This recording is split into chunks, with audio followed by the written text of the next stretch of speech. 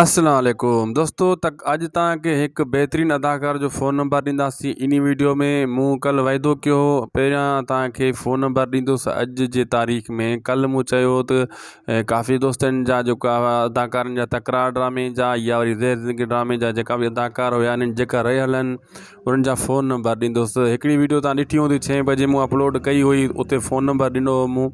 तव्हां न ॾिठी आहे त पहिरियां उनखे ॾिसो, उहो फ़ोन नंबर वञी नोट कयो, वरी हिन वीडियो खे ॾिसो। हिन वीडियो में दोस्तों तव्हांखे नंबर ॾींदुसि अॼु बेहतरीन अदाकार जो विच स्क्रीन ते हाणे नंबर स्टार्ट थियण वारो आहे, हिकु हिकु थी आख़िर ताईं हलंदो वेंदो। इहो नंबर तव्हां लिखंदा वञो।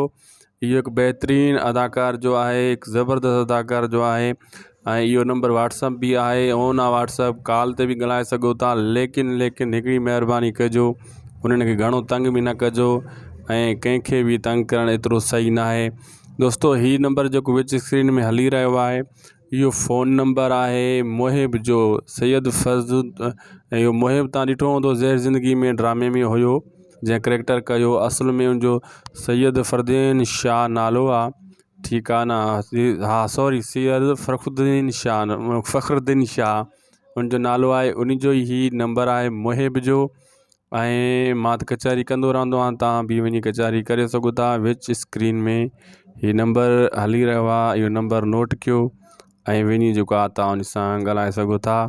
ऐं पोइ जेको आहे दोस्तों वरी सुभाणे बक़ाया जेका अदाकार रहियल आहिनि उन्हनि जा बि नंबरवार नंबर ॾींदो वेंदुसि। काफ़ी दोस्त मैसेज करे रहिया आहिनि त असद कुरैशी जो नंबर ॾे, सजावल ख़ान जो। दोस्तों मां लॻो पियो आहे कोशिश में, नंबर जीअं उन्हनि जा मिली विया मूंखे उहे इन शाहिद खोसो वीलॉग यूट्यूब चैनल ते तव्हांखे उहे नंबर बि ॾींदुसि। तॾहिं तव्हांखे चवंदो आहे हिन चैनल खे सब्सक्राइब करे छॾियो, हीउ तव्हांजे कम जो चैनल आहे ऐं हर वीडियो वॉच कंदा कयो जीअं कंहिं न कंहिं वीडियो में तव्हांखे काई अपडेट मिली सघे थी। ठीकु आहे दोस्तों, ख़ुदा हाफ़िज़।